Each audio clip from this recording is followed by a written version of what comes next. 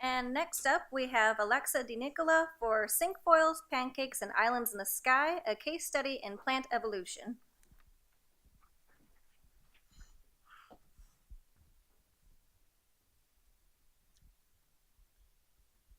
One night a while back, I made banana pancakes for dinner, because why not? And while standing over the skillet, realized something wonderful. Okay, so these pancakes are mostly wheat and bananas, yeah? Well, almost all farmed banana plants are clones of each other, which makes them super disease prone.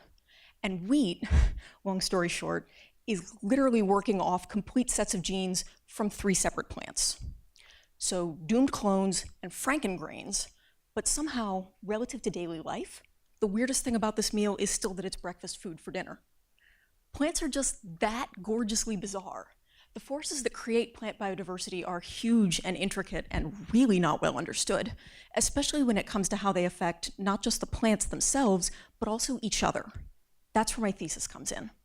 I work with the Brewer's Cinquefoil complex, a group of 5 wildflowers from the mountains, mostly of Southeast Oregon and Northern California.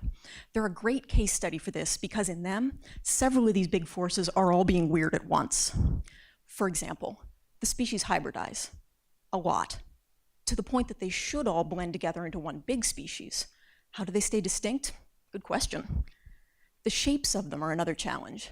They have these complex leaf structures that don't always quite make sense. I'm having to develop new math methods just to measure and compare them, much less figure out how or why they grow that way. And then there's where they live.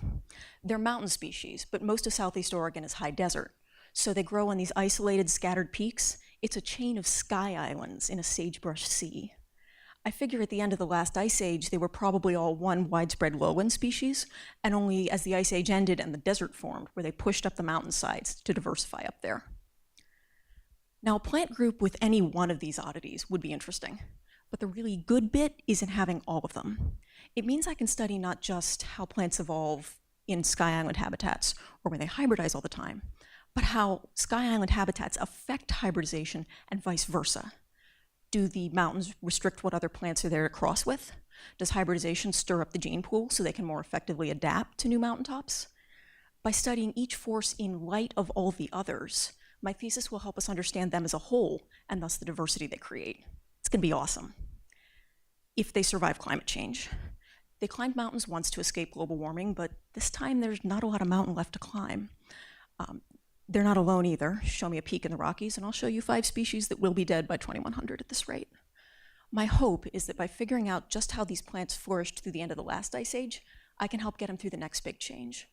That way, when our grandchildren take their seats at the global table, there might just be banana pancakes left for them too. Thank you.